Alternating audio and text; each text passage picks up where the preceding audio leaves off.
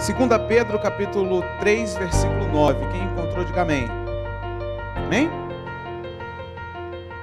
Amém. É só esse versículo, então todo mundo junto aí, vamos ler junto. Não retarda o Senhor a sua promessa. Diga amém. Como alguns julgam demorada. Pelo contrário, ele é longânimo para convosco, não querendo que nenhum pereça, senão que todos cheguem ao arrependimento. Diga amém. Quem tem promessa de Deus? Diga amém. Vamos todo mundo participar aqui, é importante. Eu quero falar de duas promessas específicas. Quais são essas promessas? Uma é a promessa de Deus especial na sua vida, que não é para mim e que não é para o seu irmão, é para você. É claro e é óbvio que nós entendemos que uma promessa realizada na sua vida é bênção para todos, né? Então todos nós somos impactados com a vitória na vida do irmão. Mas no que eu quero dizer de promessa, cada um tem a sua promessa especial, particular, específica. E tem uma segunda promessa, que é a maior de todas as promessas. E é a promessa do contexto que a gente leu aqui. Quem foi o apóstolo Pedro? Pedro foi um dos discípulos de Cristo e um dos braços direitos de Jesus na maior revolução que já aconteceu na humanidade, né? Que é a revolução do amor.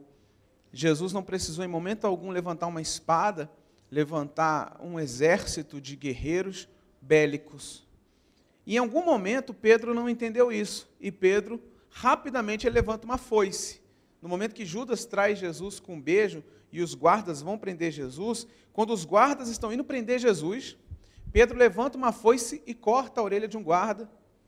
E aí Jesus fala assim, calma, se eu quisesse, eu chamava uma legião de anjo aqui, e o couro ia comer, mas eu não quero. Deixa que se cumpra as Escrituras, deixa isso acontecer. E Pedro ali ficou atônito, e ficou sem graça. E é legal porque Pedro é uma das figuras mais interessantes de se estudar, né? O perfil, a personalidade, o caráter, o temperamento do apóstolo Pedro é um dos mais interessantes de se estudar nas figuras bíblicas, porque ele era um cara sanguíneo. O que é uma pessoa sanguínea?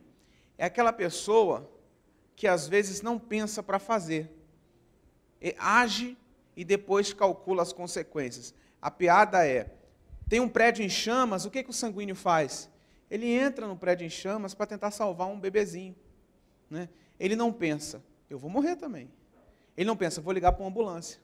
Ele não pensa, o reflexo dele é agir, né? E isso é muito comum em muitas pessoas. Tem o fleumático, o colérico, o melancólico, eu não vou falar desses, né? Eu vou destacar aqui o sanguíneo, que é a questão de Pedro. E muitas vezes o apóstolo Pedro, ele comete erros por não pensar antes de fazer. Isso é importante estar na Bíblia, porque a gente às vezes pensa que a Bíblia é um livro perfeito. E por ser um livro perfeito, ele não contém histórias erradas. Mas tem muita coisa errada na Bíblia, não no sentido de heresia, misericórdia, mas são ações de homens que erraram e estão na Bíblia para nos dar exemplos de que os homens erram e que só Deus é perfeito. Né? Falar assim, a Bíblia tem coisa errada, não a doutrina da revelação do amor de Deus, mas você vê adultério na Bíblia, é correto? É erradíssimo. O rei Davi, ele errou nisso. O apóstolo Pedro, ele vai errar em alguns momentos por causa da sua característica de humano e de sanguíneo. E isso é bom, gente. Por que é bom? Porque todos os homens de Deus na Bíblia falharam, só Cristo foi perfeito. E isso tira um peso das nossas costas, porque às vezes a religião nos obriga a sermos referenciais de perfeição. Nós não devemos ser referenciais de perfeição. Nós devemos buscar em Cristo a perfeição, sabendo que ela é utópica. Mas se o caminho for a perfeição, o que eu alcançar daqui para lá sempre vai ser lucrativo, porque eu estou na direção certa. E aí vem a vinda do Espírito Santo, a descida oficial do Espírito Santo, né? Atos capítulo 2. É claro que o Espírito Santo já agia e já se manifestava em todo o Antigo Testamento. Algumas pessoas falam assim, o Antigo Testamento é o período da lei e o Novo Testamento é o período da graça. Nunca fala isso, nunca fale isso. Você nunca vai me ver falando isso. E discorde de quem fala assim, porque toda a Bíblia Sagrada é o período da graça. Eu não posso achar que só o Novo Testamento tem a manifestação da graça. Quem sou eu para pensar que o Antigo Testamento não teve a graça? Quantos exemplos de manifestação da graça? E a lei não existe hoje? Se eu me refiro à lei mosaica, não. Mas a lei de Deus ainda continua. Então, todo período foi de lei, todo período foi de graça. Mas, no Antigo Testamento, o Espírito Santo ele se manifestava de maneira diferente do que ele faz hoje. Porque hoje, oficialmente, ele habita em nós. Você guarda dentro de você o Espírito Santo. A Bíblia diz, como maçãs de ouro em salvas de prata, assim é a palavra dita ao seu tempo, né, em Provérbios. É lindo isso porque nós somos essa salva de prata carregando um bem maior que a maçã de ouro. Nós somos importantes aos olhos de Deus, mas algo muito maior habita em nós. Nós temos em nós um poder muito maior do que merecemos. Nós temos em nós não somente a salvação, mas nós temos em nós o próprio Deus habitando, morando em nós. E quando a Bíblia chama de templo, eu acho lindo isso em 1 Coríntios 6,9, porque o que é o templo? É um local de morada e também é um local de adoração. Então, através do seu corpo, Deus é adorado. O apóstolo Pedro vai entender isso e vai se transformar num grande líder. E é importante que a gente entenda isso, porque Pedro não deixou de ser quem ele era, mas ele se aprimorou. Pedro era um cara sanguíneo, era um cara que... Jesus estava conversando com os discípulos e falou assim, gente, é o seguinte, as escrituras sagradas precisam se cumprir e eu vou ter que morrer na cruz. Pedro dá um tapão na mesa e fala, jamais eu vou permitir que isso aconteça. Na minha frente não vão te pegar. E aí Jesus fala assim, você está possuído pelo diabo. Imagina, você está jantando com Jesus. Ele olha no teu olho e fala assim, queridão, você está possuído por Satanás. Aparta-te de mim, espírito maligno. Pedro toma um choque. Porque estar sendo usado pelo diabo não significa necessariamente fazer uma interpretação de ranger dente, de atrofiar a mão. Tem muitas pessoas que são usadas pelo diabo na maior elegância. Está endemoniado. Beleza, isso aí é um tipo, é uma maneira. Mas tem muita gente que na beca, legal, na maior educação, usando uma oratória fina, dá um conselho do diabo. Então não julgue pelo aspecto, mas avalie pelo fruto. Às vezes, você está achando que é uma coisa boa e não é. É o diabo. Isso às vezes até vem de gente boa. Eu vou dizer que Pedro não era consagrado a Deus. Horas atrás, ou talvez 1 ou 2 dias antes, Jesus falou para Pedro, quem eu sou? Aí Pedro fala, tu és o Cristo, filho do Deus vivo. E Jesus fala assim, ninguém falaria isso se não fosse cheio do Espírito Santo. Naquele momento, Jesus está falando assim, você está cheio do Espírito Santo. Tu és Pedro, e Pedro... Do hebraico, né, significa Petrus, que significa pedra. Aí ele está dizendo, tu és Pedro, e sobre esta pedra edificarei a minha igreja, e as portas do inferno não prevalecerão sobre ela. Olha que promessa Deus falou para Pedro. E horas depois, um tempo depois, ele falou, você está endemoniado, cara. Palhaçada é essa. Porque a vida do homem é assim. Nós somos pessoas de Deus, buscamos a santidade, mas em alguns momentos nós falhamos contra o Senhor. E é importante que nós reconheçamos as nossas falhas, porque não há arrependimento se não houver reconhecimento. E Santa Ceia é isso, é um momento de análise. E quando eu me analiso, eu necessariamente preciso encontrar erro. Se eu me analisar e falar, rapaz, estou bem. Não é possível, meu irmão. Então voe até o céu e lá habite. Porque nós somos falhos. Eu preciso melhorar nisso. Eu preciso melhorar naquilo. Eu preciso melhorar naquilo outro. Eu preciso me fortalecer. Eu não posso repetir o que eu repetia antes. Eu tenho que me amadurecer naquela outra área. Aquilo que eu faço é bom, mas eu tenho capacidade para fazer mais. Essa introspecção, essa análise interna, ela deve ser feita com seriedade, maturidade. E pessoal, é particular. Eu não posso chegar aqui para o William e falar assim, William, é o seguinte, é isso. Não posso. Eu posso até aconselhá-lo, né? Mas a decisão interna tem que partir de você. O apóstolo Pedro foi um homem exemplar na Bíblia. Exemplos bons e exemplos ruins. Então ele foi totalmente exemplar. Mas quando o Espírito Santo passa a habitar nele de forma concreta, que o Espírito Santo vem e toma a vida dele, ele vai se transformar num apóstolo que, mesmo ele sendo um pescador, em Israel, naquele período, o pescador não sabia ler, nem sabia escrever, não era alfabetizar. Para que alfabetizar um pescador naquele período? ele vai crescer, ele vai se dedicar, ele vai aumentar sua visão intelectual e ele vai se transformar em um dos principais líderes da história da humanidade. O principal e primeiro líder na sucessão de Cristo. Tanto é que a Igreja Católica reconhece Pedro como o primeiro Papa. Séculos depois do surgimento da Igreja Católica, a Igreja Católica nasceu no século III depois de Cristo. Uns 300, 400, 500 anos depois, mais ou menos, lá do século 8, 9, eles começaram a perceber que a igreja estava perdendo dinheiro por causa da sucessão familiar dos padres, né, dos filhos, né, das heranças, e nem todo filho de padre virava padre. Aí eles criam uma regra, o padre não pode casar. Então é por isso que padre hoje não pode casar. É para que a igreja não compartilhasse os recursos e o tesouro dela, tendo que pagar creche, escola, seguro de vida para viúva, auxílio. Aí cria-se, inventa-se o celibato. Mas Pedro, que foi o primeiro Papa, ele era casado. Tanto é que a Bíblia diz que Jesus curou quem?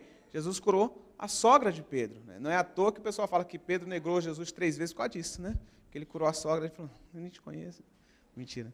Mas o apóstolo Pedro, ele foi casado. Então ele quebra um pouco esse mito, né, do celibato. Não que celibato seja errado. Se o padre optou por isso, Deus abençoe a fé dele. Porém, ele não precisaria disso para ser um sacerdote, de acordo com a descrição que a Bíblia dá. Dada essa perspectiva da figura de Pedro, ele vai nos dar uma palavra que é fundamental e indispensável para os dias de hoje. E que eu digo com temor isso, e eu digo com tristeza no meu coração. Essa palavra tem se esquecido. As pessoas têm se esquecido dessa palavra.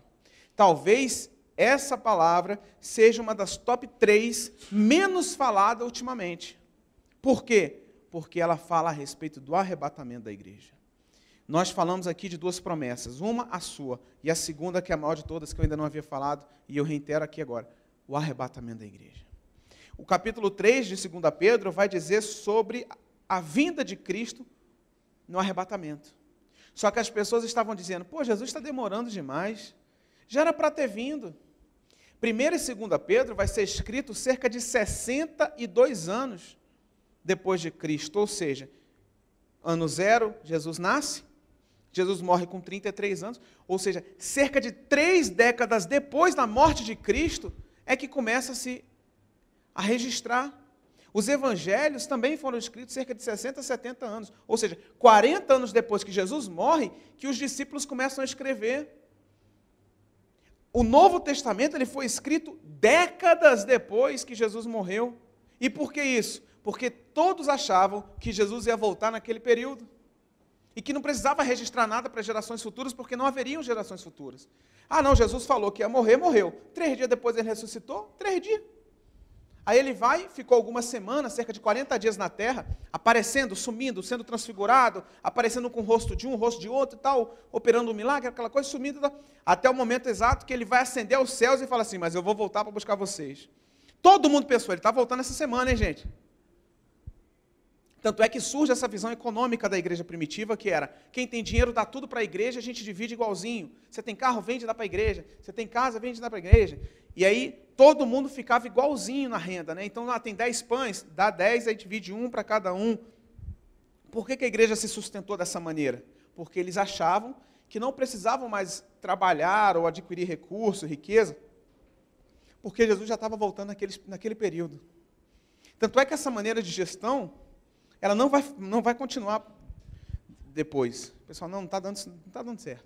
A igreja está gigantesca, Jesus não está voltando ainda. Aí o apóstolo Paulo vai dizer assim, quer saber? Ó, cada um contribua segundo propôs no seu coração, não com força nem com necessidade, Deus ama quem dá com alegria e tal, né? Aí surge então a visão atual da Bíblia, que é a oferta, nos dias de hoje. Só que as pessoas estavam falando assim, Jesus não está voltando, está demorando, Jesus não está voltando. E aí Pedro vai dizer no verso 8 uma coisa muito importante, e essa frase eu acho que todo mundo, 1 milhão, a cada 1 milhão de pessoas conhece essa frase, né? Talvez não saiba que está aqui, mas conhece a frase. Todavia, uma coisa, amados, que não deveis esquecer, que para o Senhor, um dia é como 1000 anos, e 1000 anos como um dia. Você já sabe, a gente já falou isso aqui, tem até vídeo nosso na internet, existem 2 tipos de tempo. o Cronos e o Kairos. O Cronos é o nosso tempo, isso vem do grego. O Cronos é o nosso tempo, é o tempo que passa. Hoje é hoje, mas hoje vai ser ontem, amanhã, não é isso? Porque o tempo passa, né, e vai. Então, o ontem passou porque nós temos uma faixa de tempo que é passageira. O Kairos não existe presente, nem passado, nem futuro. É um só tempo, é uma só linha de tempo. O nosso Deus, ele está no Kairos. Ou seja, nós estamos adorando a Deus aqui hoje, só que esse louvor que nós ministramos hoje já foi adorado, já foi levado a Deus em adoração há 1 bilhão de anos atrás. Por quê? Porque Deus está no Kairos. O louvor que eu vou entoar para Deus amanhã já foi. E o louvor que eu entoei a Deus há 10 anos atrás, estava conversando com o missionário Roberto. A Bruna estava aqui falando, vamos cantar uma música antiga. Aí cantou Diante do Trono. Falei, cara, a gente vê quando a gente está ficando velho. É quando Diante do Trono virou música antiga. Né? Entrou no rol dos corinhos. Eu falei, cara, envelheci. Meu irmão falou, tem 17 anos que a gente canta essa música. Eu falei, caraca, tem isso tudo. Mas o louvor do Diante do Trono, que a gente cantou pela primeira vez, pelo menos, há 17 anos atrás, já foi e vai ser recebido como louvor a Deus daqui a 1 milhão de anos para frente, porque não há. Então Deus, ele não está com a gente assim, amanhã você vai ver um negócio. Depois de amanhã vai acontecer uma... Oxa, o dia de ontem foi duro, hein? Aí chega Gabriel, arcanjo. E aí, Deus, como é que o senhor está cansado? Ontem foi, ó. Não. Deus, ele não se prende a faixa de tempo como nós. Não se prende. Mas a gente está preso nela. E a gente tem que respeitá-la. Mas a gente não pode tentar entender Deus assim. Eu não posso tentar entender Deus, Cronos, se ele está no Kairos. Partindo dessa perspectiva, Pedro vai dizer assim, foi o verso 9 que a gente leu, do capítulo 3 de 2 Pedro. Não retarda o Senhor a sua promessa como alguns julgam demorada. Pelo contrário, ele é longânimo para convosco, não querendo que nenhum pereça, mas que todos cheguem ao arrependimento. Qual é a promessa que ele está se referindo aqui? Ao arrebatamento da igreja. Deus não está demorando para voltar. Jesus falou que ia voltar tem 2000 anos. A gente está em 2017. Ou seja, tem 2000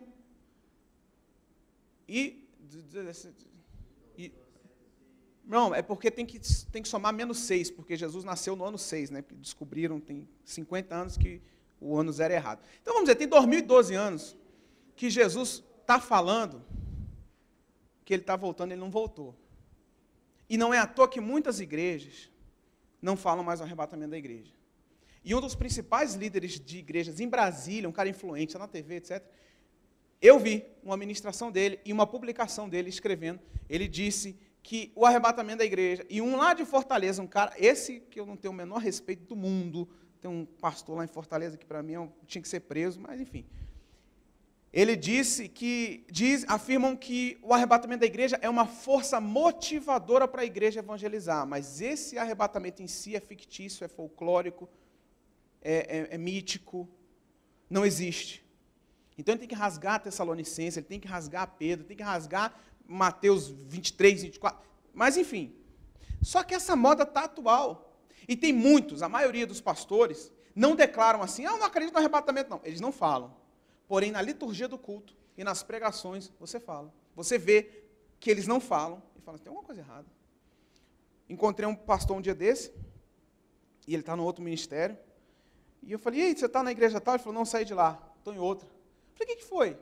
A minha igreja não fala de arrebatamento. Eu não posso pregar arrebatamento da minha igreja. Eu tive que sair da minha igreja. Aí o pastor se deslocou de um ministério e foi para outro, porque no que ele estava, ele não podia falar sobre arrebatamento. Você imagina isso, que absurdo? Por quê? Porque a gente está sendo governado por Mamon, que é o demônio que a Bíblia chama de dinheiro. Em algumas traduções está Mamon, em outras Bíblias está dinheiro, né? O amor ao dinheiro é a raiz de todos os males, não se pode adorar a Deus ou ao dinheiro. Esse conceito no original é o Mamon, é o demônio da ganância, do poder. Você vê a nossa política atual, ninguém se preocupa com a gente. Eles estão se preocupando em se perpetuar no poder. Nem que para isso tem que fazer as piores coisas do mundo. Assim você vê o fundador lá da JBS, roubou tudo, mudou para os Estados Unidos, não pode ser preso pela legislação. Bandido, mas é isso que importa. É roubar, é ter poder e sair ileso. Dado uma proporção menor, o que tem de gente aqui que fura sinal de trânsito, que instala gatunete, que não devolve troco errado, que tem o seu nível de corrupção, isso se generalizou, porque as pessoas estão preocupadas no dinheiro, na ganância, no poder, e se esquecem do amor ao próximo e do arrebatamento da igreja. Se você vem para a ITM, se você vem na Tempo de Mudança, eu venho te alertar isso. Jesus está voltando. E se não voltar na minha geração, vai voltar na do meu filho. E se não voltar na do meu filho, o meu filho vai pregar, Jesus está voltando, e não voltou, mas o meu neto vai falar, o seu neto vai falar, o bisneto, pode demorar mais 2000 anos, nem que o planeta não aguente mais, que o aquecimento global está acabando, mas Jesus está voltando. Em algum momento ele vai voltar. E a Bíblia diz isso. Só que para Deus, um dia é como 1000 anos, 1000 anos é como um dia, 1000 anos é como um dia, então não faz diferença. Eu posso estar aqui, tem 10 anos que eu tenho uma promessa, aí eu concluo o arrebatamento e trago para a minha promessa e para a sua promessa. Talvez você recebeu uma promessa e ela não se cumpriu ainda.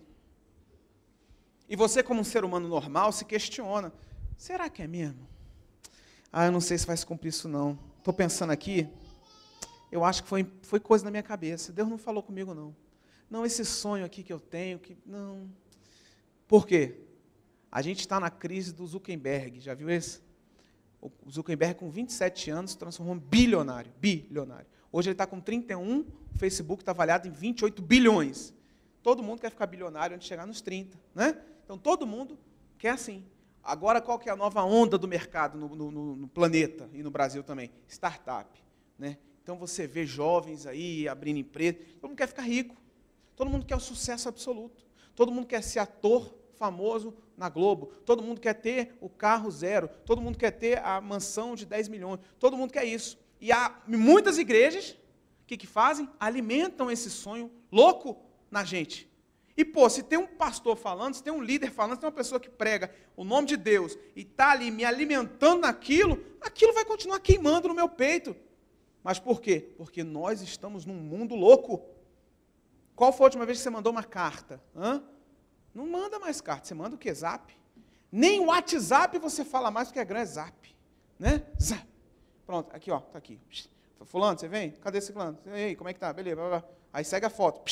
Tá aí, isso aqui. Opa, tá. É tudo assim, é tudo instantâneo. Né? Aí você vai pagar a conta no banco. Quem vai para a agência? Poucas pessoas aqui. Todas as contas eu pago aqui no celular. Aqui, ó. Eu no meu quarto, pago todos os boletos, gero um PDF, mando para o meu e-mail e está lá. Eu não tenho um boleto na minha casa. Por quê? Tudo eu faço aqui. E acabou. É rápido, é simples. Eu não vejo meu dinheiro. Eu vejo pouquíssimo do meu dinheiro. Até porque eu não tenho muito, mas ele se gerencia todo numa atmosfera que eu não vejo. É crédito, é celular, é ali, aí. Vamos embora. É assim que funciona. O nosso mundo está assim. Eu fiquei sabendo agora, o Flávio foi para o Rio, né? Se ele foi de carro, daqui 15 horas ele está lá. Se ele for de avião, já está lá. Né? Se for daqui para a China, em um dia, né, 18 horas de avião, você chega lá. Não tem mais distâncias. Não tem. Você chega aqui, antigamente ficava 4 meses num navio, 6 meses num navio para chegar da Europa. Né? A gente foi descoberto assim, um erro trágico. Né? Opa, o que é isso? Não tinha condição. Agora não, tudo tem GPS. Se você quiser ver a Palestina, se você quiser ver a Indonésia, se você quiser ver Roma, você da tela do seu computador, do seu celular, você vê o Google Earth lá, e você clica na rua. Eu estava andando aqui no Google Earth esses dias, fazendo a curva, entrando na porta da igreja, passou o carrinho do Google aqui, bateu foto da quadra toda. A gente está nesse mundo dinâmico. E aí, quando eu falo em promessa, tem 2 anos que ela não se cumpriu, deu ruim. É partir para o plano B da promessa. Porque a gente está assim, nós estamos acelerados. A gente tem, hoje em dia, jovem, 16, 17, 18 anos, morrendo de infarto fulminante. Como que um cara de 17 anos infarta? Claro que tem 1 em 1 milhão que tem um problema específico, mas é porque a nossa geração ela está louca, está cafeinada. Né? Então, tem promessas que, infelizmente, eu vou falar infelizmente pela mandar real, vão demorar para se cumprir. Mas é muito melhor que ela se cumpra no tempo certo. Porque bênção que se realiza fora do tempo de Deus não é bênção. Tem pessoas que falam, vou dar uma mãozinha para Deus, vou dar uma força para Deus. Deus não precisa de força, Deus não precisa de mãozinha e Deus não precisa do jeitinho brasileiro. Deus só quer uma coisa de você, fé e obediência. É uma coisa só. Ah, são duas, não. Porque se você tem fé, você é obediente. Então, isso você precisa ter. Fé na palavra de Deus, obediência à palavra de Deus. Porque se você tem uma promessa, e eu tenho muitas, tenho 30 anos de idade, já tive mais. Por que tenho menos promessas hoje? Porque muitas já se cumpriram. E eu não tenho mais porque se cumpriram. São realizações. Já deixaram de ser sonhos porque são realidade. Eu olho na minha vida hoje e pulo 10 anos atrás e penso assim, caramba, quantas promessas eu tinha que hoje se realizaram. Deus é fiel. E eu glorifico a Deus porque muitas delas, se não quase todas, saíram muito melhor do que a minha mente imaginava, do que o meu coração sonhava. No meio do caminho passei por frustrações? Em absoluto. Quem não? Mas isso nos transforma em homens, respectivamente. Mulheres de caráter, de boas intenções, de valorização. Eu estou andando com a Roboboots agora, né? Estou com essa bota aqui. Estou andando, Walking Dead, né? Estou parecendo um zumbi. Legal. Você está andando benzão e deve estar falando assim, poxa, chato, né? O pastor está assim. Estou pedindo a Deus para curar logo ele 100%. Irmãos, você não sabe o quanto que eu estou feliz andando assim. Só de eu poder voltar a andar. Mas a gente só dá valor depois que a gente perde. Eu fiquei 40 dias, 40, sem poder fazer isso aqui. 40. Aí, quando eu vejo um cadeirante na rua, eu me compadeço mais do que antes, porque né, a realidade dele, sim, é muito mais difícil que a minha. Eu não posso murmurar. Mas eu fiquei 40 dias sem poder usar a minha saúde com perfeição, que agora que está mais ou menos, eu já estou me sentindo o Bolt. Estou falando, estou benzão. Mas tem momentos que a gente vive frustrações na vida, pessoal, para dar mais valor no que Deus nos deu. Porque às vezes a gente fica tão preso na perspectiva da promessa que a gente não curte as promessas que já se cumpriram na nossa vida hoje. É tanto, não, Deus vai me dar, Deus vai me dar, e eu não usufruo do que Deus já me deu, que já me deu. Então, o meu conselho final para agora a gente ir para a Santa Ceia, aproveite o que Deus já te deu até hoje. Curta quem você tem do seu lado hoje. Se divirta com quem está do seu lado hoje. Talvez você vá, pastor, eu queria tanto fazer uma viagem para a Europa, mas não tem dinheiro. Mas Deus falou que você vai. Mas hoje vai para Caldas Novas. Não deu? Vai para água mineral. Está entendendo? Mas curte. Sabe por quê? Porque talvez você... Não estou gorando, não. Deus que me perdoe, misericórdia. Se entender assim, desculpa, não é a minha intenção. Mas talvez quando você for para a Europa, uma pessoa que você ama já morreu. Aí você vai estar lá falando, poxa, fulano podia estar comigo aqui, mas está com Cristo. Você vai curtir, porque você já vai ter descansado, já vai ter cicatrizado a dor e tal. Mas aí você vai falar assim, eu preferia muito mais ir num churrasquinho aqui do lado, com a pessoa que eu amo, do que ir lá na Disney, sem fulano que está na glória. Eu não estou dizendo que isso vai acontecer, eu espero que você realize seu sonho na perfeição máxima. Mas tem momentos que não são calculáveis, não dá para você mensurar, não tem como você planejar tudo. A dica é, aproveite, curta as promessas de Deus, e Deus é fiel. O Deus que te abençoou até... Você é abençoado no dia de hoje? Diga amém para mim. O Deus que te abençoou até hoje é o mesmo que vai te abençoar até lá. Então, curta esse Deus e o que você já tem hoje, para quando você chegar lá, você não se arrepender de nada. Isso é o mais importante. E, óbvio, a maior de todas as promessas, queridos, Jesus está voltando. E se ele voltasse hoje na Santa Ceia, ia ser top demais, hein? Melhor momento para voltar é agora. Não, volta aí, Jesus. Ó, eu ia subir todo mundo assim, ó, falando em línguas. Né? Mas a Bíblia diz que ele vem como um ladrão. Ninguém sabe quando e onde e tal. Então, vamos estar preparados a todo momento para que Deus em nós seja glorificado. Amém? O apóstolo Paulo vai dizer que a Santa Ceia é um momento de reflexão. E toda essa pregação que foi feita aqui foi para você refletir sobre isso. Analise-se, Preste atenção em quem é você. Você pode viver duas situações. Magoar alguém e ser magoado por alguém. Duas situações. Você, como um cristão que vive a palavra de Deus e busca melhorar a cada dia, com certeza você evita magoar alguém. Mas ser cristão não te inibe de ser magoado por alguém. Onde é que eu quero chegar? Você não magoa ninguém porque você é crente. Amém. Mas tem pessoas que te magoam, não porque você é crente, mas é porque você existe, né? E aonde que está a nossa dificuldade? É em perdoar. É falar assim, fulano fez algo contra mim, e eu não perdoo. E o perdão é um câncer, se não for liberado. Porque ninguém vê. Ninguém.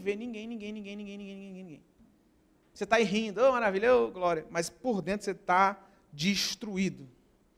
Sabe aquela maçã bonita, amarelinha, ou vermelhinha, ou então uma laranja gostosinha, que você dá aquela mordidaça suculenta e tem um bicho lá dentro? Você só vê metade do bicho, que a outra metade já partiu para dentro. Às vezes a gente é assim. Com o quê? No rancho? Acontece em qualquer lugar. Mexeu com fruta é perigoso. Está lá, né? Faz parte. Faz parte. Não, quem nunca comeu bichinho de fruta não sabe o que é viver, gente. Né? Assim é o crente. Alguns. Está bonitão por fora, mas está cheio de bichinho lá dentro, cheio de boró. Né? Não deixa isso acontecer, não. Esse tipo de reflexão é importante para você liberar perdão. Passa, vira a página, deixa para lá. Né? Deus, transforma fulano, abençoa ciclana, me transforma também cada dia. Mas não se prenda à mágoa, à raiva, à ira, porque você vai reter, vai atrasar, vai impedir bênçãos do Senhor na sua vida. Daniel ia ser abençoado, a Bíblia diz que na hora que o anjo estava descendo com a bênção, chegou um demônio e impediu que aquela bênção chegasse. É claro que no contexto de Daniel havia um motivo para aquilo tudo, tinha um propósito, mas há a possibilidade de bênçãos serem retidas. O apóstolo Paulo fala isso em 1 Coríntios, né? Quando você for fazer, os casados, quando for fazer jejum de namorar, intimamente, que seja consensual. Para quê? Para que as vossas orações não sejam interrompidas.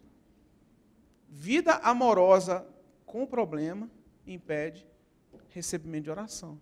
Loucura, né? Então, os casados aí, ó, hoje, divirtam-se. Eu assistirei House of Cards, que eu estou na temporada boa, né? Estou no 7º episódio. Então, o que acontece?